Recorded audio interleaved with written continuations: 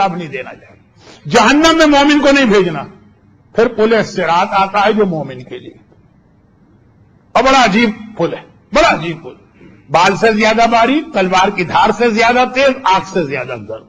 روایت یہ ہے کہ یہ جو قرآن کی آیت ہے سورہ امام حسین کی، ان ربک لبالمرصاد، یہ سورہ امام حسین کیوں ہے یہ بھی مجھے بتانا ہے، لیکن آج نہیں، اب کل یا پرسوں 2 ہی تقریریں، اور یہ میں ابھی سے کہہ دیتا ہوں کہ 2 تقریریں 45 منٹ کی ہی ہوں گی۔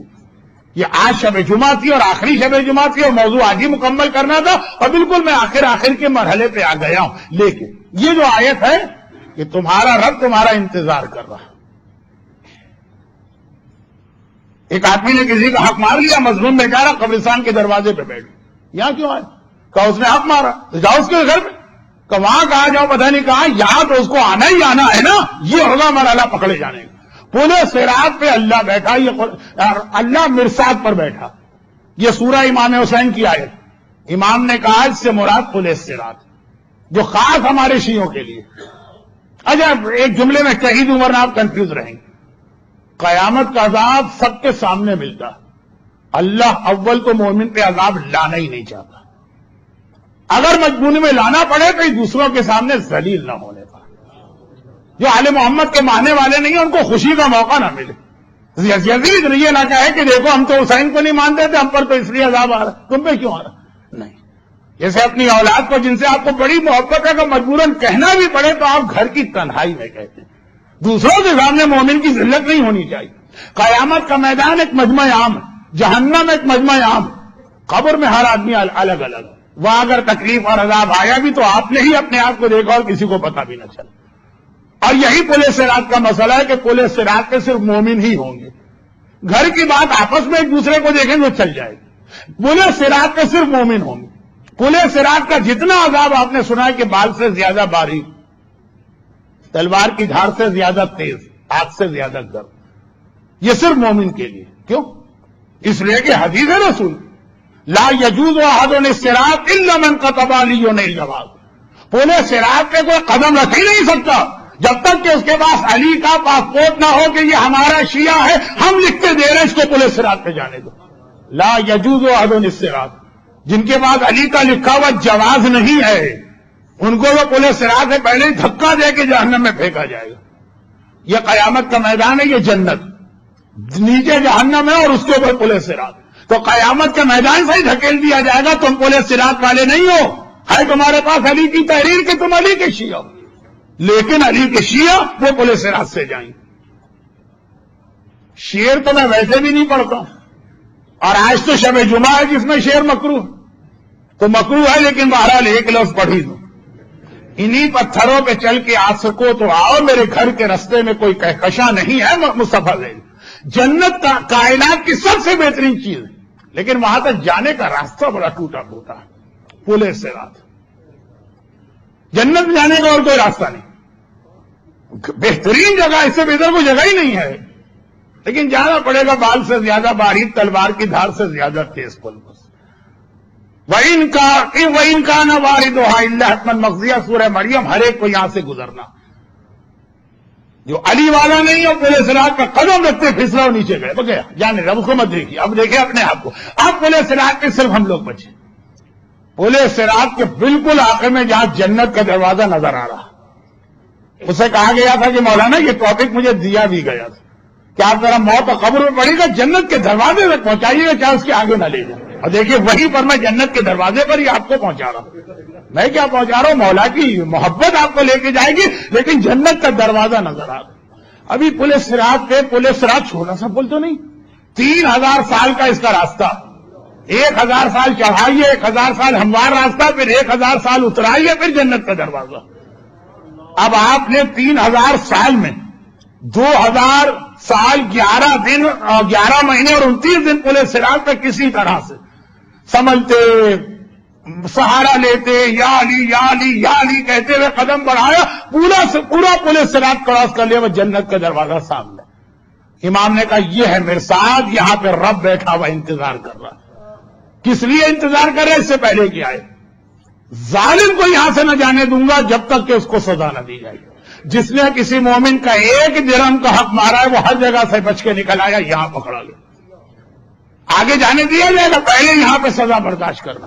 یہاں نماز کا سوال نہیں ہے، یہاں روزے کا سوال نہیں ہے، یہاں خمس کا سوال بھی نہیں ہے.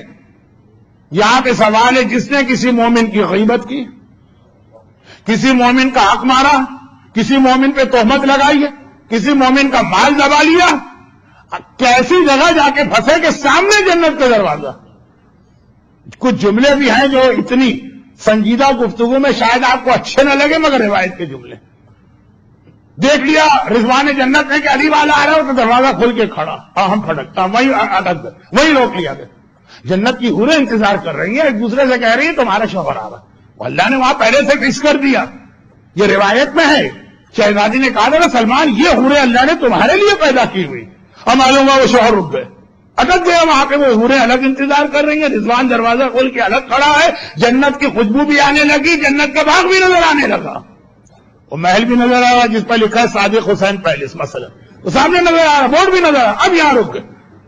امام نے فرمایا کہ سب سے مشکل مرحلہ میرے ساتھ کا ہوگا.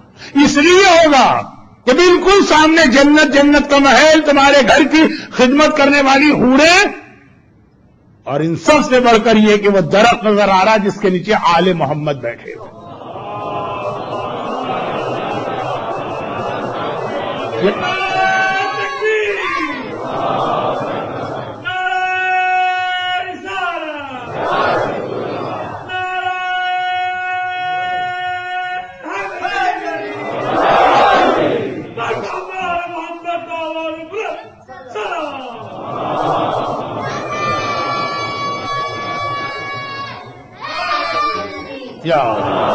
وہ درخت جو مسجد میں تھا، رسول خدا نے اس کے روتے وقت اس پہ ہاتھ رکھا، کہا تھا غم نہ کرو، اللہ تمہیں قیامت کے دن جنت میں میرے محل کے صحن میں اگائے گا اور اتنا بڑا تمہارا سایہ بنائے گا کہ علی اور علی کے سارے شیعہ اس کے نیچے آ کے بیٹھیں گے. وہ سب نظر آ رہا، وہاں روک لیا گیا.